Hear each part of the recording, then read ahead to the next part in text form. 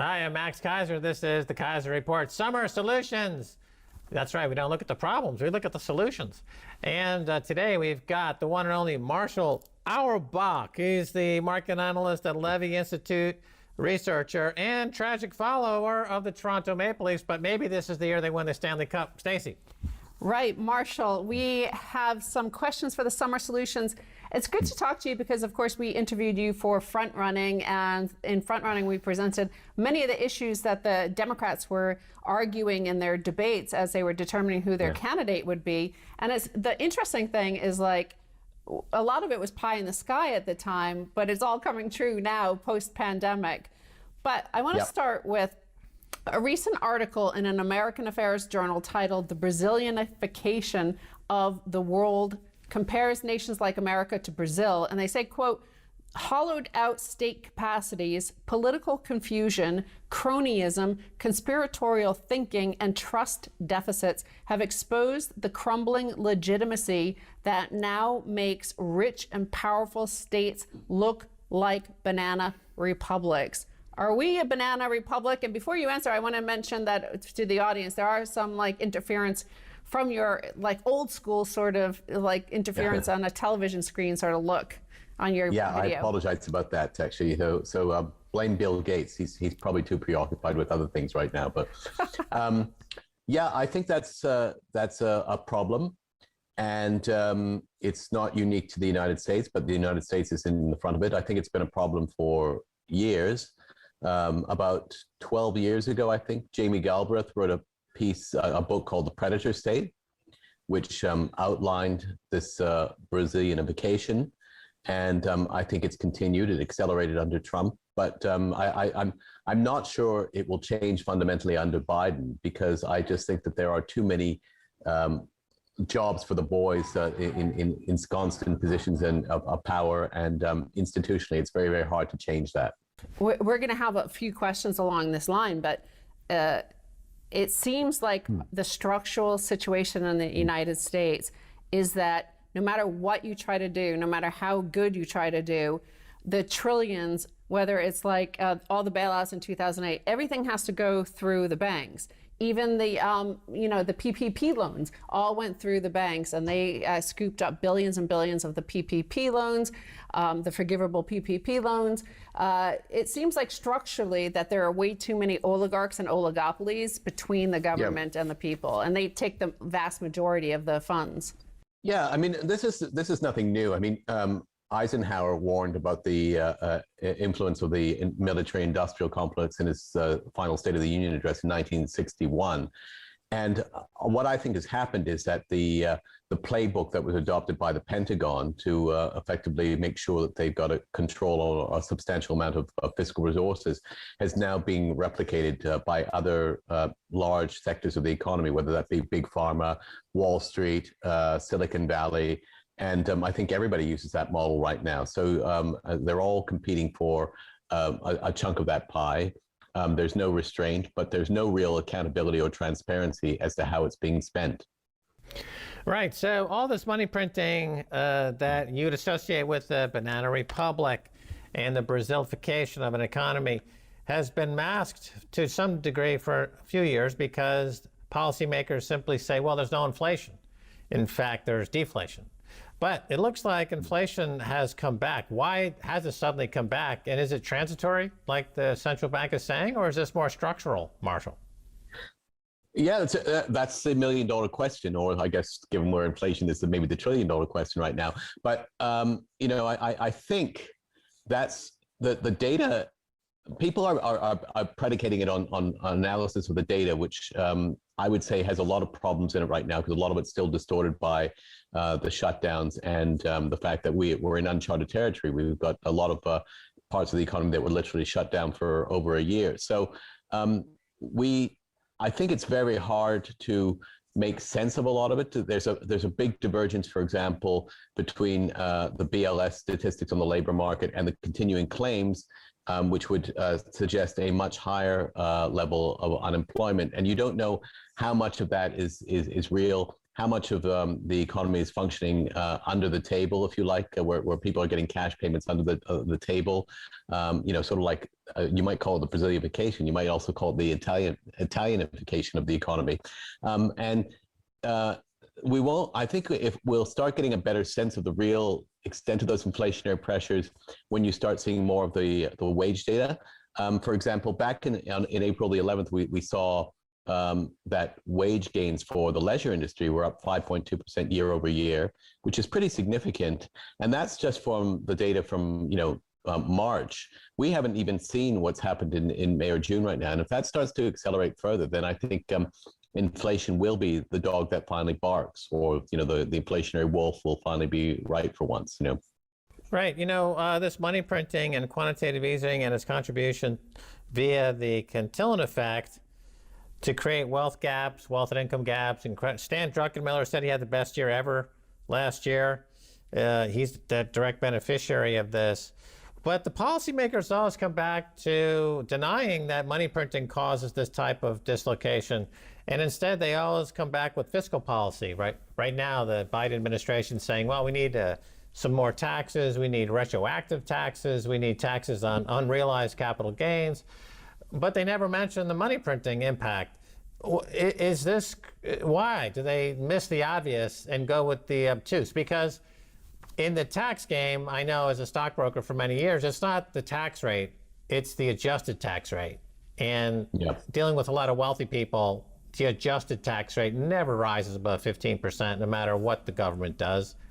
So why don't they just address the real problem? The real problem is the reason they don't address it is because it's hard to solve, because you got to take on a lot of powerful people. So that's the short answer to your question. But if you've got an economy, as you pointed out, which is increasingly geared to a smaller and smaller cohort, then clearly you're going to have a less efficient economy, and it's not going to grow as fast as it should grow, because if you're directing most of the gains to those with the highest savings propensities, then you're going to get less bang for your fiscal buck, and that's going to push them more and more into doing more and more things, and that in turn creates a political situation where the central banks say, we've got to offset this drag on the economy via increased monetary stimulus, and nobody stops them because they don't want to tackle the structural problems which cause the difficulties in the first place. And of course, it's much easier to let Jay Powell take the heat. He's an unelected official, than having Congress being answerable for it.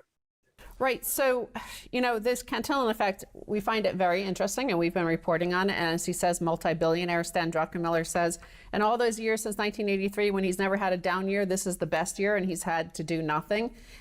We haven't received any of these Biden bucks ourselves, but we've done very well, theoretically, on paper at least, with our house price constantly going up, right? This has been one of the, it's not been since 2004, 2005, during the heart of the subprime mortgage meltdown, before the meltdown, that we've seen this. But again, so with this MMT, the notion of MMT, and I think you know quite a bit about that, like how do you stop that? Like that, surely the house price is gaining somewhere between 14 and 20%. Like surely that cost way more than the money that is being sent in enhanced unemployment benefits and stimulus packages. Like the house prices rising so fast are probably disenfranchising way more than the stimulus is helping. Yeah, that's just it. Well, again, it's if you don't address the structural issues, then you don't get as much fiscal bang for your buck, and therefore these distortions that were already there, they tend to get more, they increase.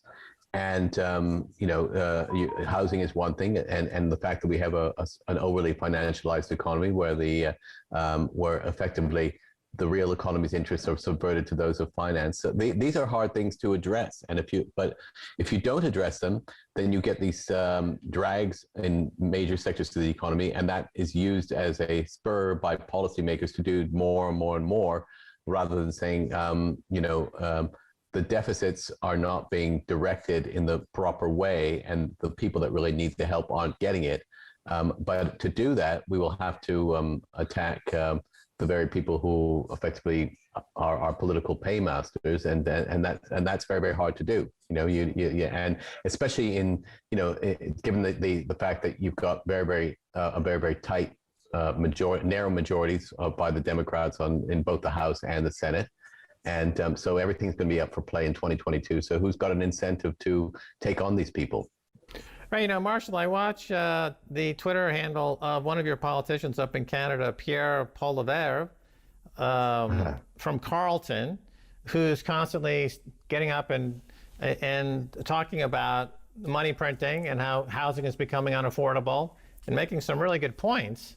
But he doesn't seem to get much traction up there. Do you agree with the kind of points that he's making? He's kind of a well-known celebrity politician at this point, or what is he missing? Well, he's not missing a lot. I mean, it's kind of like, but as I say, it's where the money is being spent, and I think that is a fiscal area. It's a political area, but housing affordability is becoming a real problem in Canada. The Toronto real estate market, where I'm from, has been on fire for the last year or so, or even longer. And but what are you going to do? I mean, do you start introducing targeted taxes to cool down the housing market? That doesn't have a lot that won't find a lot of political favor. And remember that the current administration in Canada, the Trudeau government, is a minority government, so it's still reliant on support from some of the other parties, like the New Democrats, to stay in power. And I think Trudeau himself has an economic incentive to stimulate the economy as much as possible so that he can run on a strong economy later on this year. There's been lots of rumors that he wants to have an election later on this year and try to return his majority government. All right. Well, we're going to take a break and come back after this with Marshall Auerback with our summer solutions, elucidating, erudite. As usual, don't go away.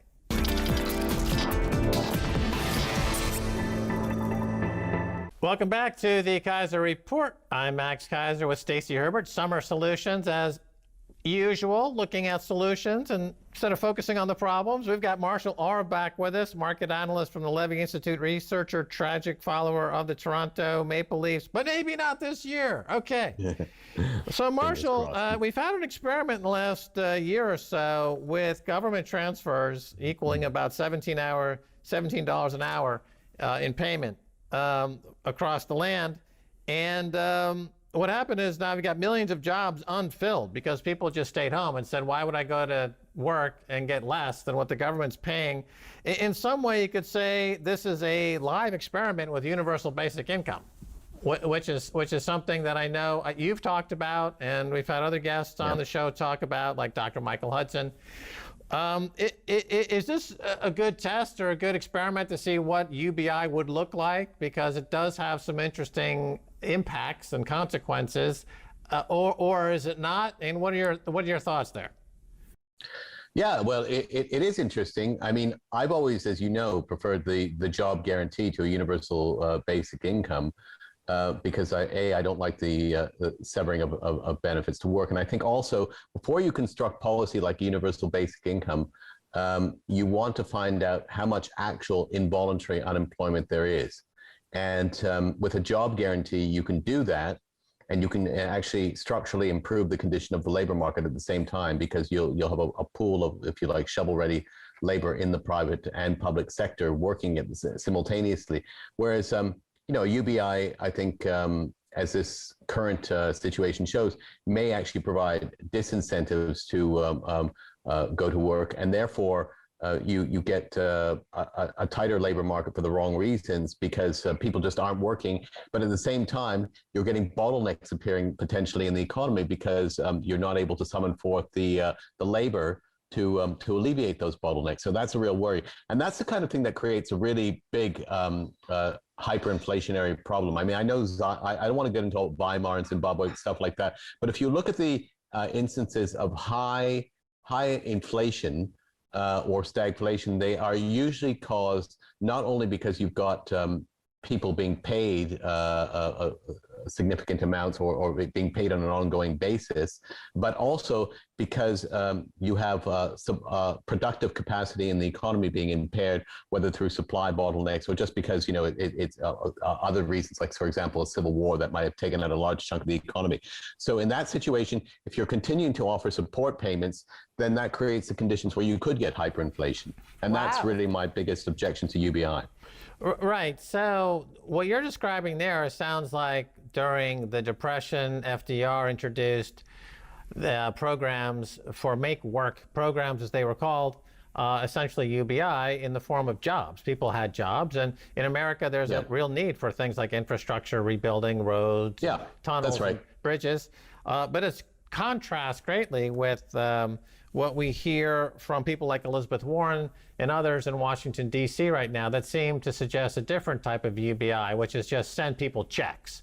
And so if I understand what you're saying there, that type of fiscal stimulus would result in runaway inflation and is not really something you would advocate, but you do like the idea of this make work program. Is that correct? Well, I'd call it a job guarantee rather than make work, because make work makes it sounds like that's not essential work. And whereas I think, as you pointed out, many of the things that FDR introduced during the New Deal did actually create a substantial amount of needed infrastructure in the country and provided important work for people that weren't getting any kind of support. So I think what I want to do is see people being put to work in ways that enhance the productive potential of the economy so that you don't get these inflationary pressures. I just don't believe that you should just hand someone out a check for essentially doing nothing. I do believe that there should be a basic minimum standard of living to which we should aspire, or that we should provide. But I think we can do that while providing a well-paying job with benefits. I don't think you should just say, here's your UBI, do whatever the hell you want. If you want to write a novel, that's great. Or if you just want to look after the kids, that's great too. And that's not to diminish the importance of things like family, child care. I think that should be considered as an important component of helping to enhance the productive potential of the economy. But I do think that, you know, you do want people to be paid to work and not simply given money with no conditionality attached to it. Right. Of course, that all came about during the Depression after a major financial crash. Right. And the policies were put in place as a reaction to that crash. And a lot of people complained because the president was acting in somewhat of an authoritarian manner. And a lot of people thought, oh, no, the free market can solve all of this. And he said, no, we need to make government very much involved in all of this. But my question is that right now you don't really have, by all intents and purposes, a huge market problem. You've got stocks at all-time highs, bonds at all-time highs. You've got billionaires increasing like rabbits. So how do you even sell the need for any kind of a program when the mainstream media in the country, in many quarters, have never been richer? The aggregate wealth of America has never, ever been higher. So how can you even talk about dealing with a crisis if that's the backdrop of what you're talking about? All the problems are completely masked. Yeah, no, I agree with you. Well, I mean, look, in the Great Depression, we were looking at close to 30% unemployment.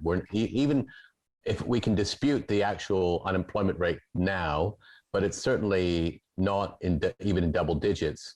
And we do already have a pre-existing social welfare net in place. I mean, remember, when FDR came to power, we didn't have Social Security, just to give you one illustration. Now we've got Social Security, we've got Medicare. I'd like to see that expanded somewhat. But again, those are the types of things that would be very, very helpful. But as you say, what seems to be happening now is that every politician that has his particular hobby horse, whether it be the Green New Deal or infrastructure or something else, is pinning it onto some sort of program.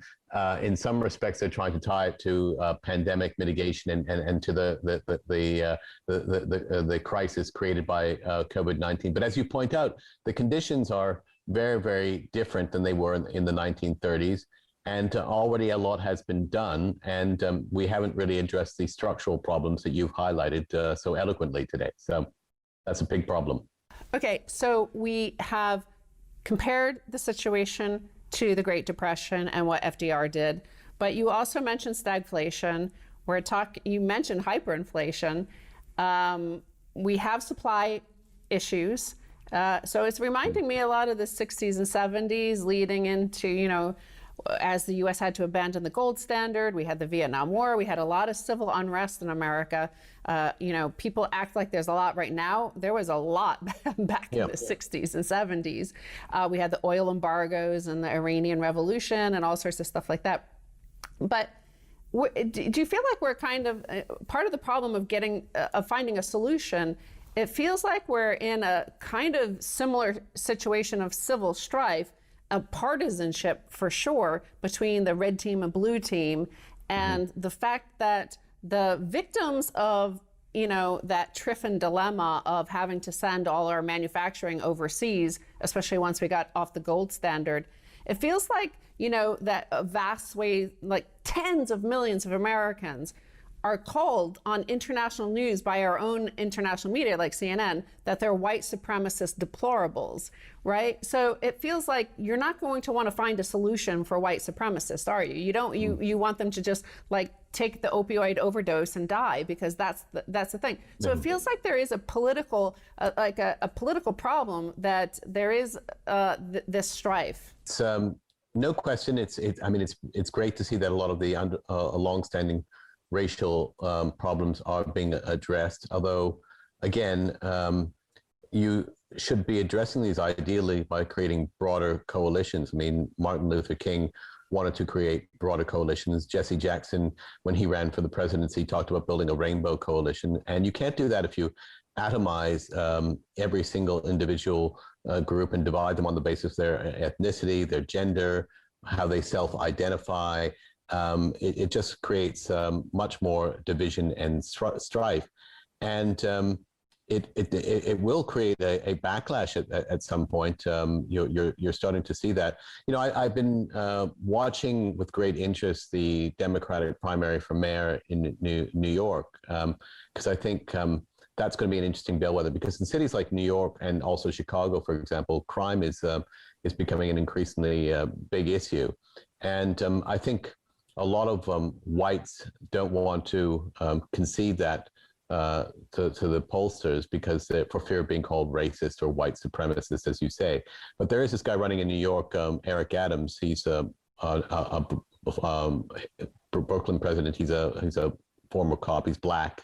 He's running on a strong law and order platform, and he's in favor of stop and frisk. So you get a guy like that, it almost liberates white people to vote for someone like that. And he is leading on some of the polls I've seen. Granted, it's a fairly narrow sample, but I wonder whether that is going to start to illustrate a change and suggest that we've reached a political limits as to how far we can take things in the social direction that you've been discussing.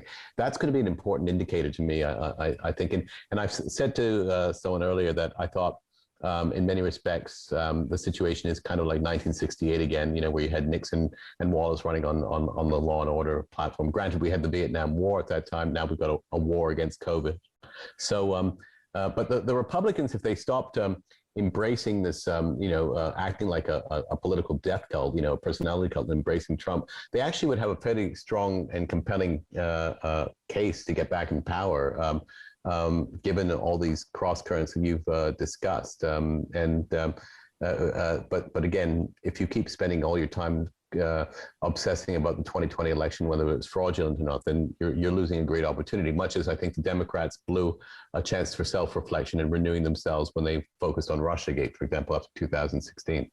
Right. Well, we talked about FDR and the fact that he took extraordinary measures, some might say unconstitutional, to right the ship that had been horribly crushed during the Depression and the cleanup of Wall Street that took place that was necessary due to the excesses of Wall Street. And we're at a similar juncture now. And I believe, that it's right for something of an ideologue to become president in the United States, more so than what some perceive to have been the leanings of a Trump, but somebody who's actually more autocratic in nature. But that could take two forms. It could be someone like an FDR who ultimately was successful in rebuilding the country in a way that did build broad coalitions, or it could be somebody who's an outright, autocratic ideologue, charismatic nightmare, right? I mean, so my question is, by focusing on the atomization of the culture, as you put it, by not forming these coalitions, is the country rolling the dice and taking a gamble unnecessarily that could end up tragically? Yes, we can have a real, the threat is we can have a real autocrat. That was a possibility with Trump, but Trump himself was too lazy and incompetent. The risk is that next time you get someone who embraces his populist platform, but actually has experience and knows how to govern and knows how to use the machinery of government, but uses it to take the country in a much more autocratic direction. And there are candidates like that out there right now, like Florida's Governor Ron DeSantis as an example. All right, very good. Marshall Auerback, thanks for being on Keiser Report. My pleasure. Good to see you guys again. All righty, and that's going to do it for this edition of Keiser Report with me, Max Keiser, and Stacy Herbert. I want to thank our guest, Marshall Auerback. Until next time, bye, y'all.